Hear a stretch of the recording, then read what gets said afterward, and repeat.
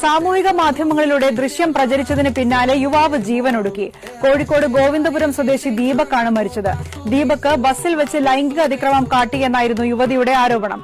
തിരക്കുള്ള ബസ്സിൽ വെച്ച് യുവതി ചിത്രീകരിച്ച വീഡിയോ സാമൂഹിക മാധ്യമങ്ങളിൽ പ്രചരിച്ചതിന് പിന്നാലെയാണ് ദീപക് ആത്മഹത്യ ചെയ്തത്. വസ്തുതാവിരുദ്ധമായ പ്രചാരണമാണ് യുവതി സാമൂഹിക മാധ്യമങ്ങളിൽ നടത്തിയതെന്നും ദീപക് കടുത്ത മാനസിക സംഘർഷത്തിലായിരുന്നുവെന്നും ബന്ധുക്കൾ ആരോപിക്കുന്നു. ആ പ്രതികരണത്തിലേക്ക് ഒരു സംഗതികളിലേക്കും വരാതെ കച്ചറക പോലും എത്തിയാത്ത ഒരാളാണ്. എന്തെങ്കിലും ഇഷ്യൂ ഉണ്ടെങ്കിൽ പോലും ആള് അതിൻ്റെ മുന്നിലേക്ക് കയറി വരാത്തൊരു മനുഷ്യനാണ്.